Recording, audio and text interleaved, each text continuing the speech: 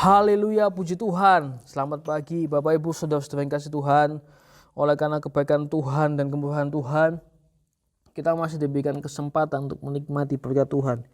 Dan sesaat lagi Bapak Ibu Saudara-saudara sekalian, kita akan mendengarkan dan mendengarkan firman Tuhan.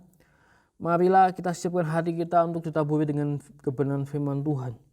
Saya mengajak Bapak Ibu Saudara-saudara sekalian untuk membuka Alkitab kita di dalam suratan Filipi pasal 3 ayat 10-16. Yang ku kendaki ialah mengenal Dia dan kuasa kebangkitannya dan persekutuan dalam penderitaannya, di mana aku menjadi serupa dengan Dia dalam kematiannya, supaya aku akhirnya beroleh kebangkitan dari antara orang mati. Bukan seolah-olah aku telah memperoleh hal ini atau telah sempurna, melainkan aku mengejarnya, kalau aku dapat juga menangkapnya. Karena aku pun telah ditangkap oleh Kristus Yesus. Ayat 13. Saudara-saudara, aku sendiri tidak menganggap bahwa aku telah menangkapnya. Tetapi ini yang kulakukan. Aku melupakan apa yang telah di belakangku dan mengarahkan diri kepada apa yang di hadapanku, dan berlari-lari kepada tujuan untuk memperoleh hadiah, yaitu panggilan sorgawi dari Allah dalam Kristus Yesus. Karena itu, marilah kita yang sempurna berpikir demikian. Dan jikalau lain pikiranmu tentang salah satu hal itu akan dinyatakan Allah juga kepadamu. Tetapi baiklah, tingkat pengertian yang telah kita capai, kita lanjutkan menurut jalan yang telah kita tempuh. Puji Tuhan.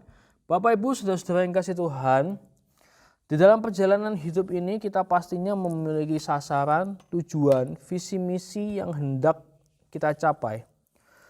Untuk mencapai sasaran itu dibutuhkan usaha yang keras, tidak setengah-setengah, melainkan kerja yang cukup effort dan bermandi peluh. Dan tentunya kita harus fokus. Di dalam perjalanan kerohanian kita pun ada sasaran yang harus kita capai, seperti halnya yang telah disampaikan oleh Rasul Paulus kepada jemaat di Filipi. Berlari-lari kepada tujuan untuk memperoleh hadiah, yaitu panggilan sorgawi dari Allah dalam Kristus Yesus. Jadi mengerjakan panggilan sorgawi adalah sasaran yang hendak dicapai. Oleh karena itu Rasul Paulus tidak hanya berjuang dan berlari, tetapi juga berusaha fokus, melupakan semua yang di belakang Rasul Paulus, baik itu masa lalu yang kelam, beban, dan semua kelemahan dia, yang seringkali juga menjadi penghalang bagi dia untuk meraih visi dari Tuhan. Iblis selalu berusaha mengalihkan perhatian kita agar kita tidak mampu mencapai garis akhir dan akhirnya gagal di tengah jalan.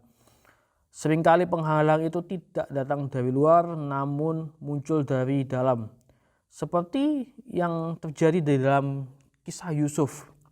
Sebelum Yusuf mendapatkan visi dari Tuhan menjadi kenyataan, Yusuf banyak kali menghadapi penghalang, yaitu saudara-saudaranya yang sangat membenci.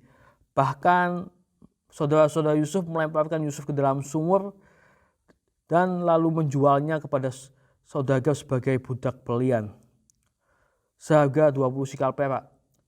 Saat berada di keluarga Potifar pun Yusuf difitnah kemudian dimasukkan ke dalam penjara. Meskipun demikian tidak ada keluhan atau kata-kata negatif yang keluar dari ucapan Yusuf.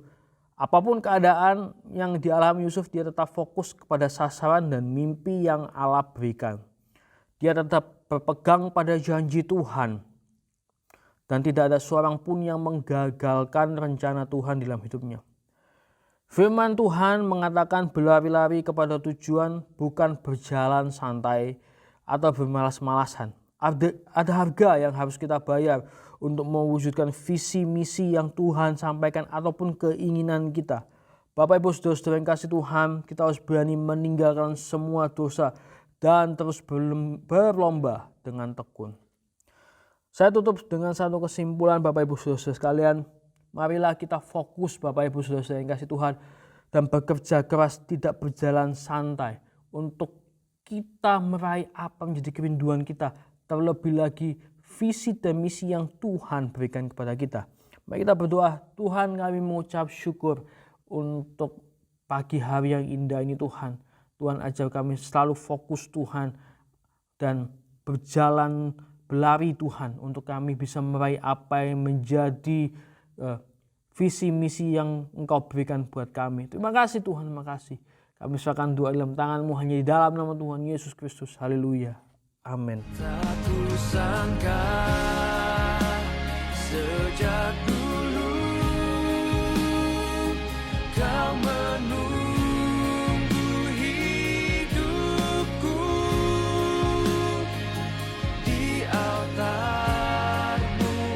Ku sadari selama ini Kau menanti. Ku akui semua dosa